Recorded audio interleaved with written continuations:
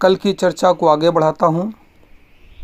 ये भांग, गांजा, चरस, अफीम, सुल्पा तथा मदिरा आदि मादक पदार्थों की जो खोज है, ये पुरातन काल से वामपंथी योगियों ने की थी और वामपंथी योगियों को कीमियागीर कहा जाता है। कीमियागीर मतलब ऐसे वैद्य जो दिव्य दवाइयाँ बनाते हों। ये एक प्रकार का दिव्य दवा है। भांग का एक नाम आपने सुना होगा, विजया, विजय दिलाने वाली, इसको विजया भी कहते हैं। ये सारे के सारे वस्तुएं बेहोशी लाती हैं, एक नशा पैदा करती हैं, स्मृति को भुलाने का काम करती हैं, आपकी याददाश्त समाप्त करती हैं। आदमी भूतकाल की दुखद यादों और आने वाले भविष्य में अज्ञात चिंताओं से हमेशा दुखी रहता है। ये सारे के सारे मादक पदार्थ दुख की उस प्रकार की स्थितियों को थोड़े देर के लिए भुला देते हैं, जिससे आदमी दुख की अवस्था से उभर करके कुछ देर के लिए अपने को सुखी और शांत महसूस करता है। मन बेहोश सा हो जाता है, शांत हो जाता है, शरीर की नस नाड़ियाँ सारी शिथिल पड़ जाती हैं और शिथिल पड़ जाने के कारण तनाव रहित हो जाती हैं और उससे कुछ समय के लिए अच्छा लगता है, थोड़ा सुख मिलता है। परंतु इतने से सुख के लिए आदमी को बहुत भारी नुकसान उठाना पड़ता है।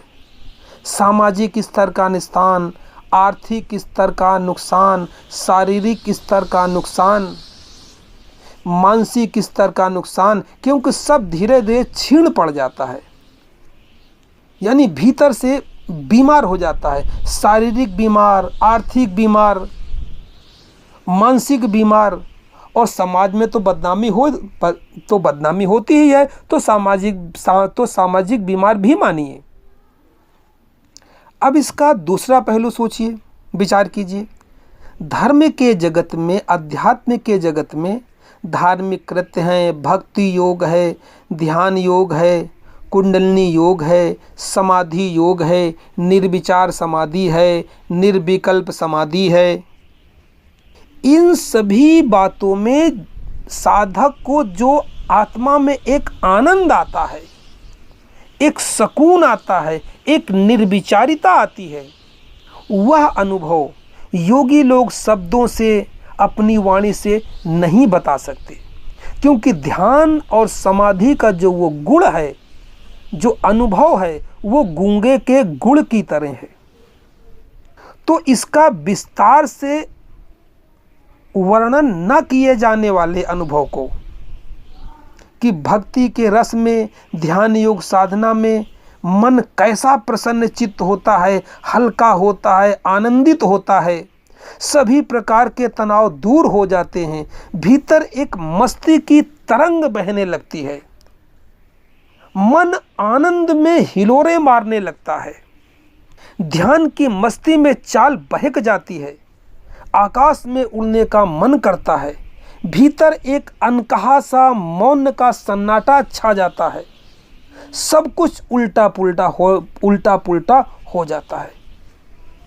ऐसी अवस्था पहले होती है, और जब ध्यान का अनुभव होता है, समाधि का, तो सारा उल्टा पुल्टा हो जाता है।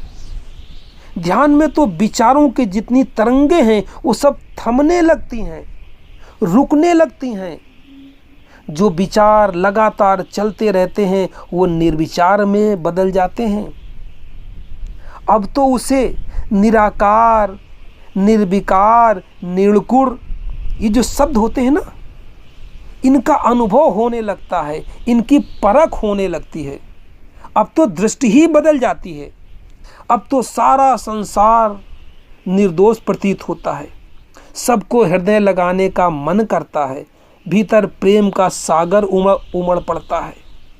उस प्रेम के सागर में जितना डूबा जाता है, उतनी ही मनुष्य की चेतना ऊंचाइयों में पहुंच जाती है।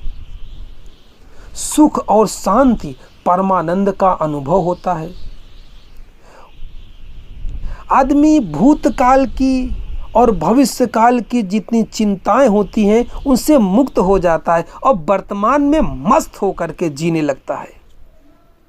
कुल मिलाकर भक्ति का रस और जो ध्यान में आनंद आता है तो उसे ऐसा महसूस होता है किसी दूसरे लोक की खुशबू आने लगी। पूछिए किसी ध्यानी से, यह सुख कितना भी कहा जाए मगर अकथनीय है, नहीं कहा जा सकता। जिसने अनुभव नहीं किया है वो नहीं समझ पाएगा कि ध्यान की मस्ती में, जो कीर्तन की मस्ती में मीरा नृत्य कर रही है, चैतन्य महाप्रभु नृत्य कर रहे हैं, ये कबीर, ये बुद्ध, ये महावीर आंख बंद करके जिस आनंद में डूबे हैं, इन सारे अनुभवों को कितना भी कहा जाए मगर जिसे अनुभव नहीं हुआ है उसे जरा सा भी भनक नहीं लगेगी उस अनुभव की। तो इस ना कहे जाने वाले अनुभव को थोड़े से अंशों में कुछ समय के लिए अनुभव कराने के लिए पूर्वकालीन समय में वामपंथी योगियों ने, कीमियागीरों ने, दिव्य वैद्यों ने इन मादक पदार्थों का सेवन कराया था।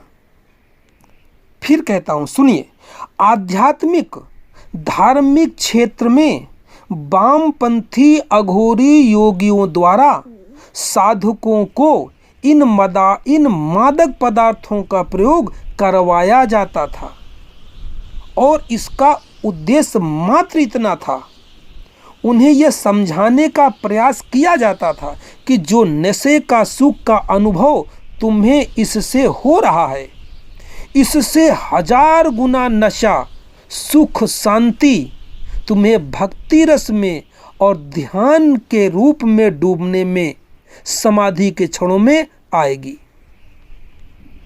जैसे साधु अफीम, गांजा, भांग, चरस, सुल्फा आदि पीकर एकांत में मौन और चुप बैठा रहता है, अब उसके विचारों का वह संसार से नाता कुछ देर के लिए टूट जाता है। वह अपनी अगली और पिछली दोनों बातों को भूल करके स्वयं में मगन होकर के, शांत होकर के, एकांग होकर के बैठ जाता है। भीतर उसे एक मौन सा महसूस होता है, एक भीतर मदहोशी सी हो जाती है, खुमारी सी चढ़ जाती है, आंखों की पुतलियां ऊपर उड़ जाती हैं। लेकिन यह सारी जो भाव दशाएं हैं, यह मन और बुद्धि के ऊपर मादक पदार्थों, नशीले पदार्थों के प्रभाव के कारण हैं। यह सब मात्र अर्ध निद्रा, बेहोशी के कारण है। यह मन के सुख का धोखा है, क्योंकि जैसे ही नशा उतरा स्थिति तुरंत पूर्ववत हो जाती है। जैसे पहले तनाव, मन का चलना, मन की चंचलता, बेचैनी, परेशानी, चिंताएं जैसी थी वैसी वापस आ जाती हैं। नशा उतरा नहीं कि पूर्व स्थिति मन की प्रकट हो गई। धर्म का उद्देश्य, अध्यात्म का उद्देश्य ध्यान साधना को बढ़ावा देना है। ध्यान साधना के प्रति, भक्ति के प्रति, भाव के प्रति, कीर्तन के प्रति, धार्मिक नृत्य के प्रति रुचि कैसे बढ़ जाए, इसलिए वामपंथी तांत्रिकों ने इस प्रकार के नशीले पदार्थों का प्रयोग पूर्व में करवाया था, ताकि मनुष्य इस प्रकार झूठी शांति का अनुभव कर सके और फिर अगली शांति की तलाश की ओर अपने कदम बढ़ा सके। मगर दुर्भाग्य क्या हुआ कि कुछ लोग ध्यान साधना और भक्ति के असली आनंद को छोड़कर और केवल मादक पदार्थों में उलझ कर रह गए। ये शराब की भट्ठी, ये मदिरा सेवन, ये विभिन्न ब्रांडों की शराबें सब घृणा के योग्य हो गए, घृणा के पात्र बन गए। लोगों ने इसे स्वार्थ के वशीभूत होकर व्यापार बना लिया। आज इसको समाज में घृणा व निंदा की दृष्टि से देखा जाता है। समाज में अधिकतर जितने भी आपको अमानवीय कृत्य दिखेंगे, उसका कारण ये नशीले पदार्थ हैं, मादक पदार्थ हैं। आदमी ने मादक पदार्थों का प्रयोग ये बिल्कुल नकारात्मक दिशा में करना शुरू कर दिया। इसी कारण समाज की स्थिति बिगड़ गई। हमारा भारत तो धर्म प्रधान देश है, आध्यात्म प्रधान देश है, ये विश्व गुरु रह चुका है। यहाँ अगर आपको भक्ति और ध्यान का नशा देखना है तो तीर्थ स्थान हरिद्वार, प्रयाग, उज्जैन तथा जो नासिक में अर्धकुंभ या महाकुंभ लगता है उसमें देखिए। वहाँ खोजने पर, तलाश करने पर बहुत से साधु संत महात्मा आपको ऐसे मिल जाएंगे जो इन प्रकार के मादक पदार्थों से तो बहुत दूर हैं, मगर एकांत में ध्यान के आनंद में डूबे रहते हैं, मस्ती में डूबे रहते हैं। थोड़ा तो भगवान शंकर को समझने का प्रयास कीजिए। आखिर वह किस नशे में डूबकर मस्त होकर तांडव कर रहे हैं? या उनकी अखंड समाधि ध्यान का नशा है? उसी नशे में मीरा, चैतन्य महाप्रभु मगन होकर के नृत्य कर रहे हैं। हमने अपनी सोच बिगाड़ लिया है, दूषित कर दिया है। धार्मिक रहस्यों को ना समझ करके अपने स्वार्थ के वशीभूत हो करके, मन के गुलाम हो करके और मनमानी परिभाषाएं कर लिया है।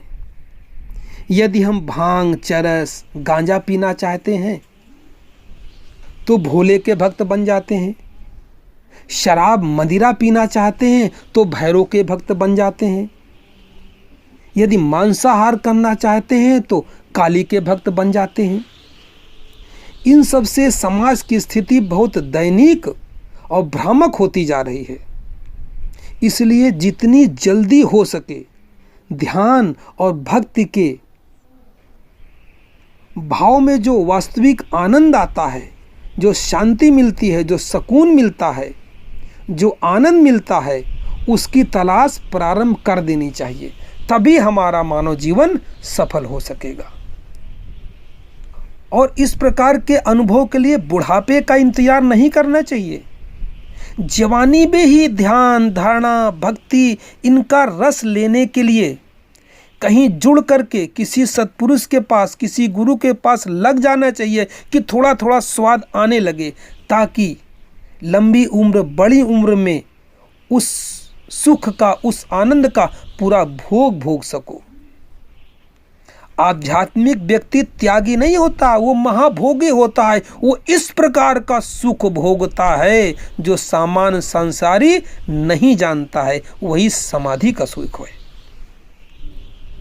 आज आपसे मादक पदार्थों के विषय में विस्तार से चर्चा हुई। लॉकडाउन का समय चल रहा है, पर्याप्त मेरे पास भी समय है और पर्याप्त सभी के पास भी समय है। समय निकाल के इसको सुनिए। यदि कोई प्रश्न है तो कमेंट में करिए, उनके उत्तर देने का प्रयास किया जाएगा। कल मैं आपसे चर्चा करूंगा आखिर परमात्मा के अनुभव में बाधा क्या आती है। कल का मुख्य विषय ये रहेगा।